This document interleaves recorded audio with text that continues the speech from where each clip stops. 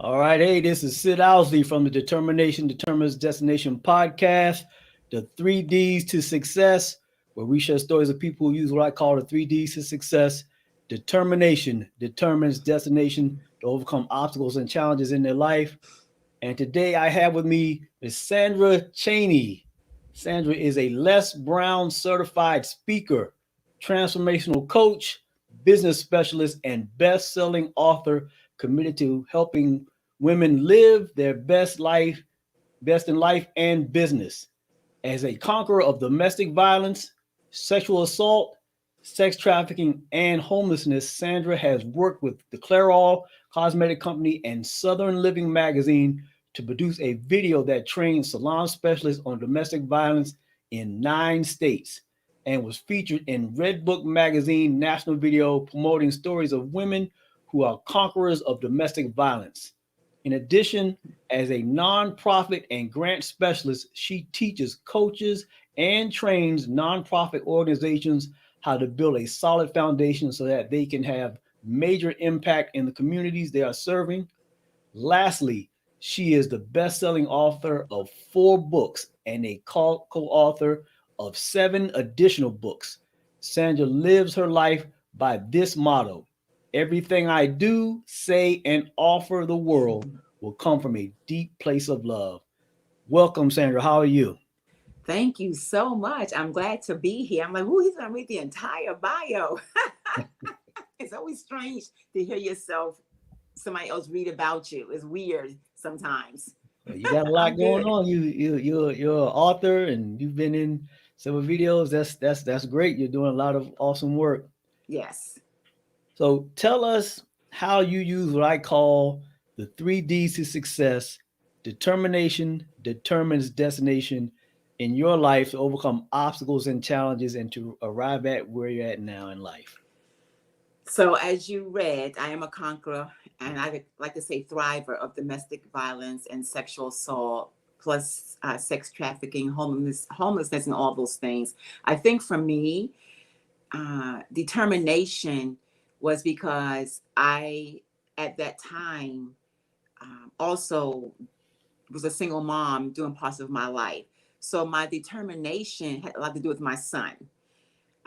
Sometimes you have to find something to hang on to make yourself determined to continue to put one foot in front of the other Yeah, every single day. yeah. And because of being a single parent, and because I wanted at that time my life to be different and to be better than what I thought it was, I had to make determine that I was going to be successful. I had Mm, to figure out a plan so that I can give my son a better life than what I had. And mm, so, um, getting up every morning, not knowing what the day was going to bring, not knowing, all I could say was, okay, thank you, God, I'm alive. Thank you, God, I'm here. What am I going to do today? And just determine, even if it was just to go to work, determined to go to work every day, determined to do what I needed to do. So, where I am in my life right now is because of the determination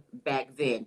And even when I was in the sex trafficking part, even with that, not understanding any of that, still determined because I had a grandmother who I know was praying for me, still determined to figure out how am I going to get myself out of this. mm. And, with God, all things are possible. And because of God, I'm here right now having this conversation with you. Yeah, yeah. So my determination comes from people, comes from me having belief in what I can't see and knowing that it's going to be okay eventually because it just has to be. Yeah, It just has to be. that's right. Yeah. Wow. So you like I said, you've overcome. You were determined to make a life better for your son. So Yes. you mentioned you were a victim of sex trafficking, and a lot of times I think that when people hear sex trafficking, they may think of women in Eastern Europe, being trafficked from Russia into Eastern Europe or something like that. Right. And explain to us more of what sex trafficking is and what it's like here in this country. Exactly what is sex trafficking? Because I'm not sure if everybody can really, they may not recognize sex trafficking if they may actually see it out in public in front of their face and not Mhm. really even know what they're seeing. So I was in my teens. I actually was 17 and I left home. Like I literally packed my bags. Well, not technically. I put my stuff in some green trash bag is what I did. And I did graduate from high school, but I left home because it was so much chaos in my home at the time. There was a lot of abuse happening and alcoholism, and I got to a point where I just was ready to leave. And so I left, didn't have any idea where I was going, but I connected with a a guy who was way older than me Mhm. and made me feel secure, made me feel safe, took me in, into his place. And there were other young girls there Mhm. who I assumed were his daughters, if you will. Mhm. And only to find out that what people would consider prostitutes really Yeah. is what now called sex trafficking. Okay. Back then they called it prostitution. Okay. But when you have young girls and you're putting them out on the street, that is sex trafficking. Gotcha. In these United States, you got young girls who are 8, 9, 10, 11, 12 years old out on the street right now. Wow. And people don't recognize that, they don't see that. A lot of times these young girls, I mean, they're afraid, they're scared, and however, somewhere lurking is that pimp, if you will, because that's Mhm. what they're also called, somewhere lurking. And so they have to, um, they put themselves out there because they have nowhere else to go, basically. I left home. I made the choice to leave home, yes, but I didn't know I was going into the arms of somebody like that. Mhm. And the way that they do it is they make you feel comfortable and secure and provide you all these, a place to lay your head, things to eat, that kind of stuff. And before you know it, you sort of brainwashed Mhm. and you're afraid to leave. And how I got away, honestly, was I solicited an undercover cop and I went to jail. At that time, I didn't see it as a saving grace because I'm Okay. like, I'm in jail. Who, as I got older and much wiser, I recognized that somebody had to be praying for me Mhm. in Mhm. order for me to not be still in that world. Because I don't know what would have happened had I not solicited an undercover cop. But that's what it is. It's young girls in these United States. They're not going somewhere overseas or being put in a trailer, somewhere. Mhm. They're Mhm. literally here in the United States Wow. on the street because they've run away from home. Life was too hard for them, and somebody came along and gave them something that made them feel comfortable and secure. Wow. And before you know it, they're out on the street, not feeling like they can't escape and they have nowhere else to go. So they end up staying until they get arrested or until I guess the guy gets caught. Either or. Wow. So the circumstances that led you to be a victim of sex trafficking, in your experience, do you think that a lot of girls and maybe even boys, there are similar circumstances, and by that I mean they have a tumultuous home life and they leave home, they're out on the street and they meet someone that in the beginning gives them a sense of security, maybe even stability. In the beginning, they think that's what's happening, and later on, they find out they're in the sex trafficking Yes. situation. Yes, because later on in my life, I ended up working at a shelter for battered women. And one of the things that we did was in the evening, we would go out on the streets of DC at night, because that's where I live in the Washington, DC area. And we would like have like bags and toiletries to give these women, but we would have conversations Mhm. with some of them only to find out that some of them have been, been doing this for, we're talking like years, because they started out as, young girls. And some of them were like 19 and 20, and that was all that they knew. They didn't know anything else. And they were afraid to leave because abuse happens, because the pimp is beating you up. There is physical abuse, there is sexual abuse, there's all of that going on in the midst of all of that. And some of them, to hear their stories, there were similar abuses happening in their home. And so they were escaping that to get to something much better, only to find themselves in something either similar or worse, if you will. And so we would hear their stories and, give them information and resources to, let them know that they don't have to do this, that there's something else better for them. And, and you can't it's up to them to decide what they want to do. And like I said, in my case, I got arrested. And to be quite honest, I don't know, again, what would have happened had I not. So to hear their stories and to know that some of them have been out there for a long time. Yeah, a lot of them have ran away from home because of what was happening in their own house. And they just thought that if the street was better than being there. Wow. And so the help that's available to them, I mean, like you said, you got out of it because you were arrested. What other resources, can someone in a situation, where can they go other than being arrested to get out of the situation? Does the state provide any type of help? Is usually any type of government help, or is it usually someone like you who helps them out? So unfortunately, when you're out there, you don't know what the help is. You don't really know what the resources are, except for 911 or the police, to be quite honest. And that's the first and biggest thing I always say, is that if you don't know where to go, there's always 911, there's always the police. And even for anybody, any kind of domestic violence situation, the first recourse, if you don't know what the resources are, to call 911, because sex trafficking, human trafficking situations they are, I don't want to say it's a special case, but it is, because there are not really that many shelters out there for women who are being sex trafficked, or somebody who's caught up in human trafficking. They are far and few in between. There are resources in terms of maybe, on a social services level, like I said, on the biggest thing is calling the police. It's hard to really find those services out there like that specifically. A lot of times these women, when they do find help, a lot of times they end up in maybe a shelter with other women who are victims of domestic violence.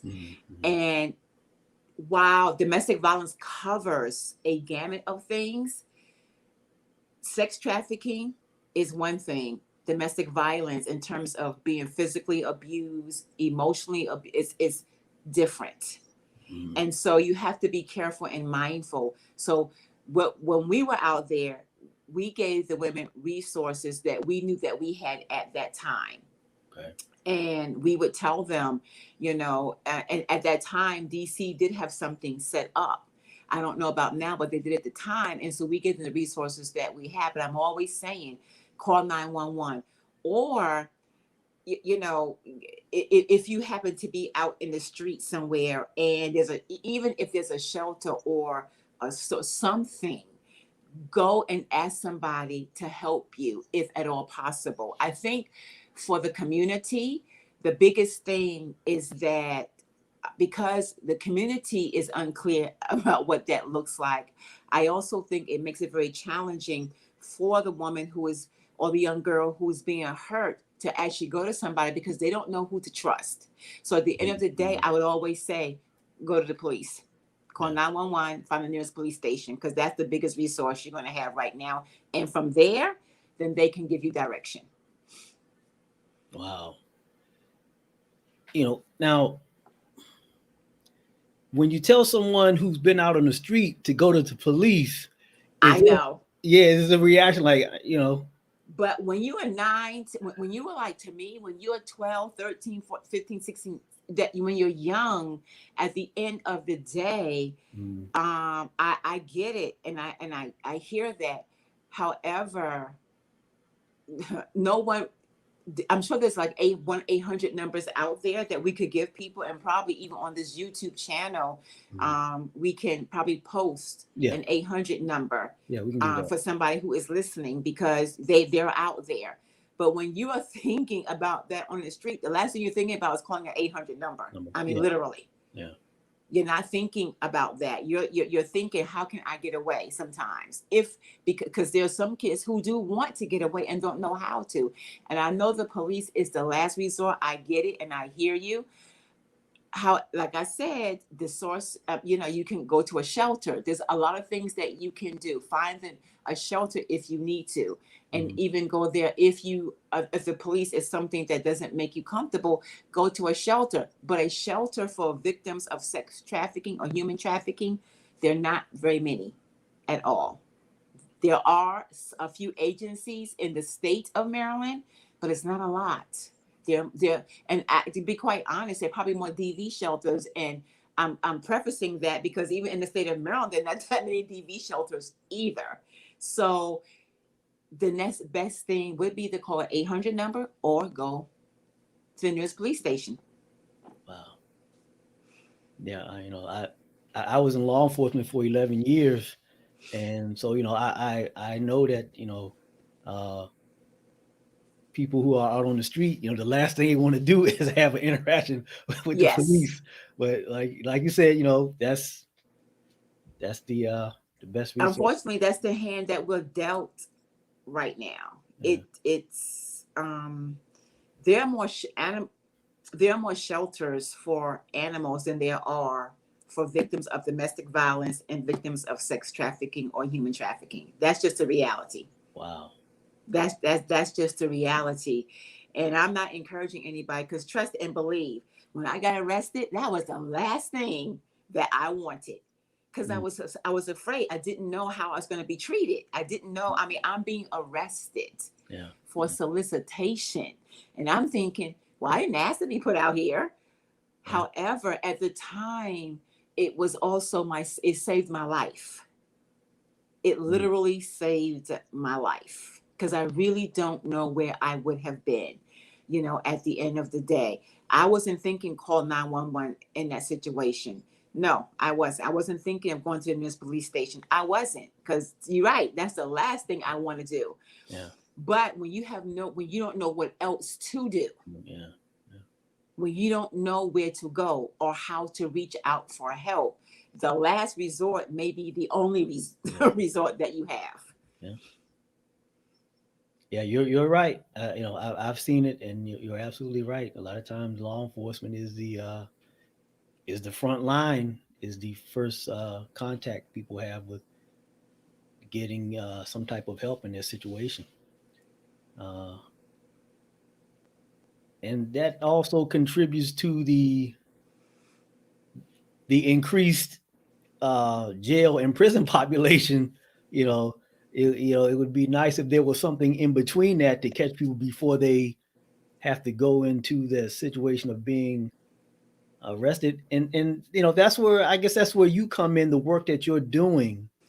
Tell us more about the work that you're doing to help people before they have to come into contact with law enforcement. I'm assuming. So, as I said earlier, when I worked at the shelter, we would go out, on the street and give out toiletries and just give them an encouraging word. Because again, you cannot force anyone to do anything.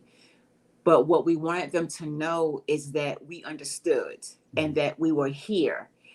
And I know at that time with that particular shelter, even though we went out of shelter for women who were or young girls who were being sex trafficked, the thing of it was the phone number was still there for them to call, for them to reach out, for them to get help if they needed it. Mhm. And so at the end of the day, I do, I was talking to someone the other day, and she's not in this particular state, but she is someone who goes out on the street at 11 o'clock at night till 4 a.m. in the morning.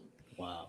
Handing out toiletries to these women, talking to them, encouraging them, letting them know that somebody does care. And that's all you can do. Mm-hmm. And it's the same thing with anybody who's in a DV situation, domestic violence situation, no matter what that is. All you can do is continue to encourage them and remind them that somebody does care.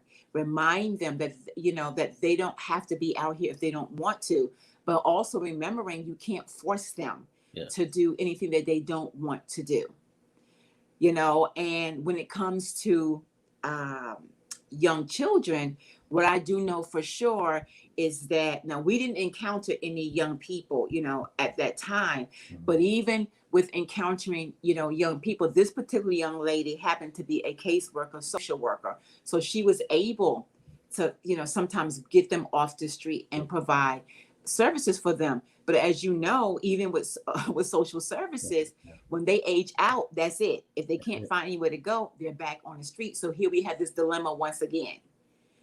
And so a lot of it, does require service, volunteers, more money, to help with what's happening on the street. But I would encourage anybody, just if this is the work you're doing, remember you can't force them, but what you can do is continue to encourage. What you can do is, offer some resources, offer some help, offer whatever you can offer, and hope that something will click and they will reach out again to you to say, hey, I need help. So that's what we did. We just talked. We had conversation.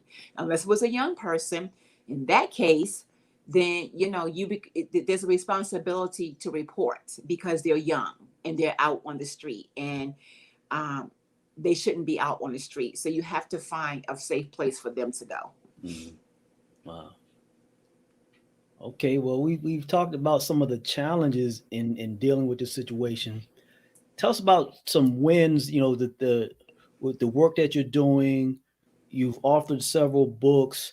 Tell us about some of your wins, some of the things that have that the positive direction you've taken this work into.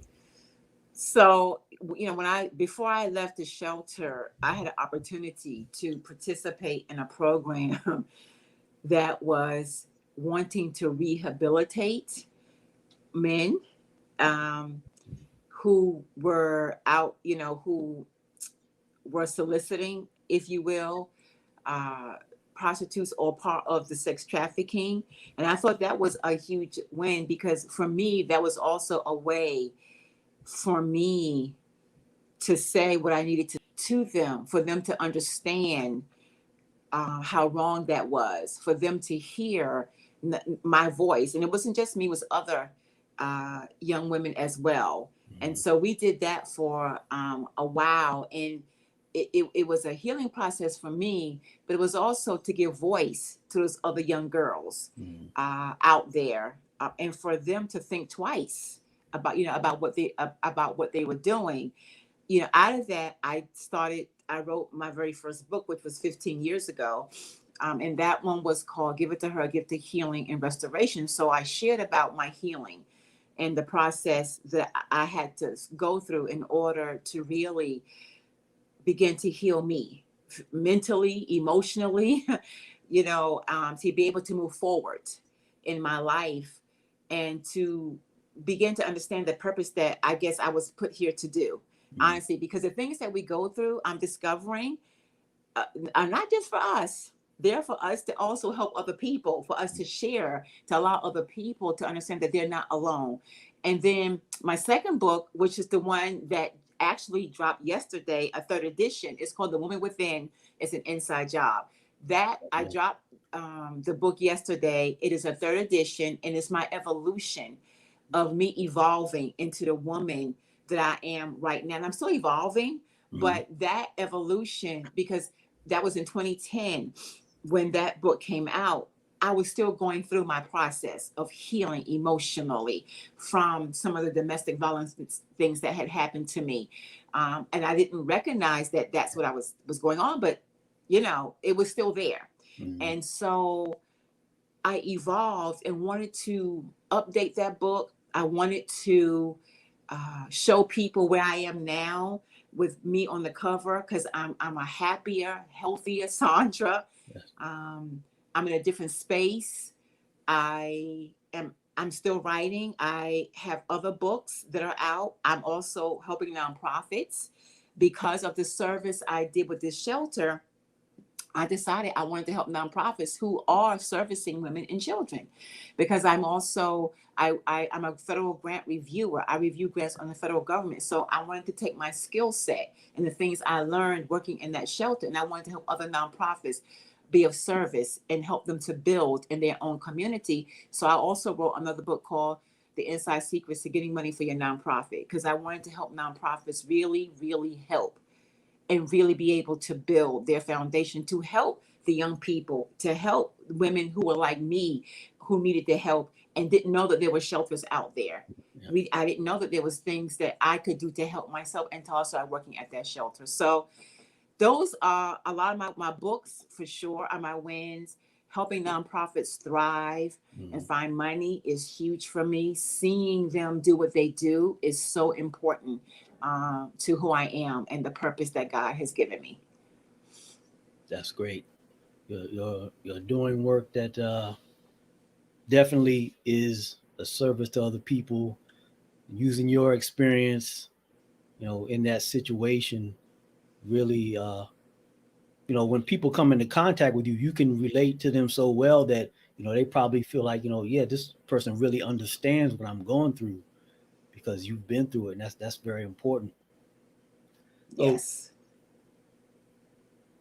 and you say you just dropped the book yesterday. Congratulations.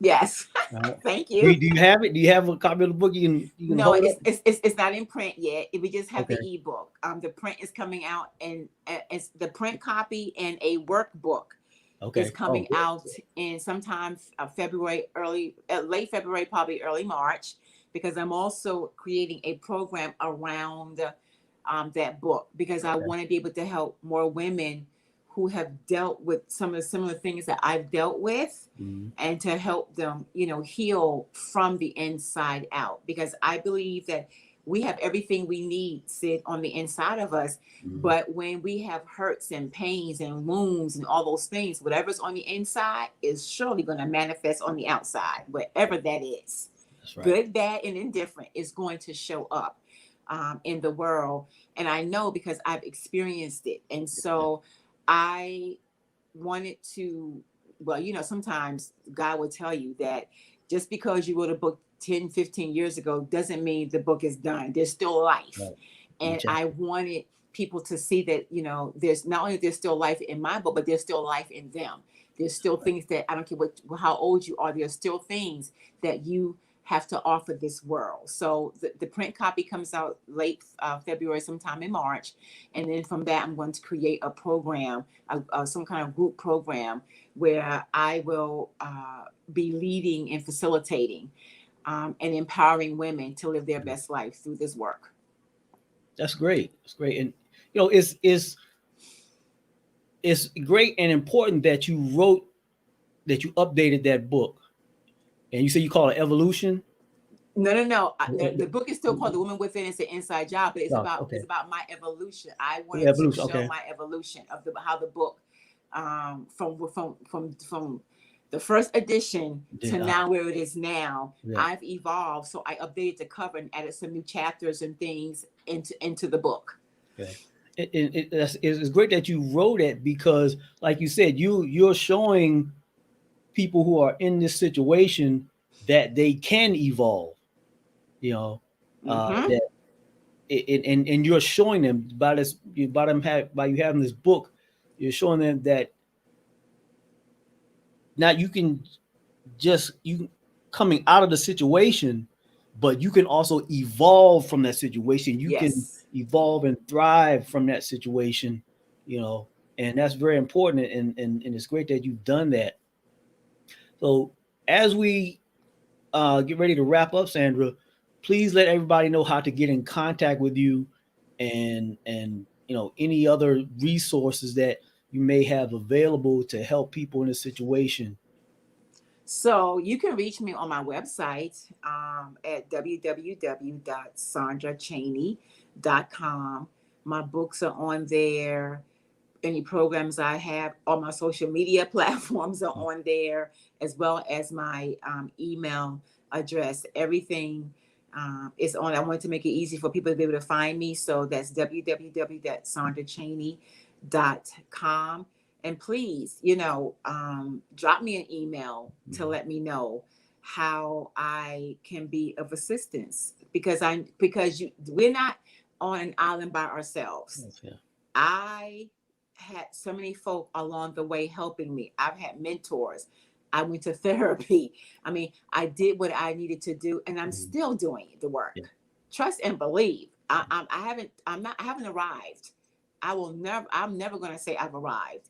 I'm still doing my work, but at each journey, I'm learning more about me. I'm healing more of me, and I'm moving more. And because of that, my life is about transparency. So when you're talking to me, I'm going to share transparently and authentically so that I can help you as I've been helped as well. So let me know how I can be of service to you, because that's what I'm here to do.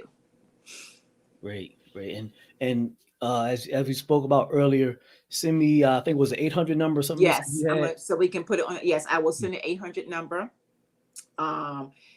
So just in case someone's listening to this, there's an 800 number, and we will have that, and we'll post it underneath this YouTube channel, because even though it's far in between, there's not a whole lot out there. There's still resources out there. So we'll post that so that you can get the help you need. And remember, I'm here as well too.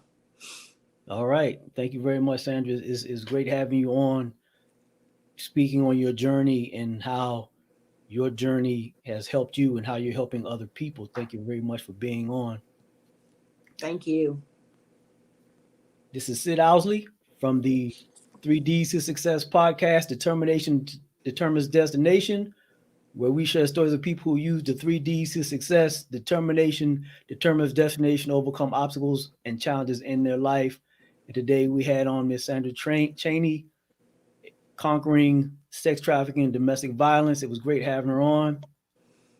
Stay tuned for another episode in the next few days. I'm out. This is Sid Owsley, your host.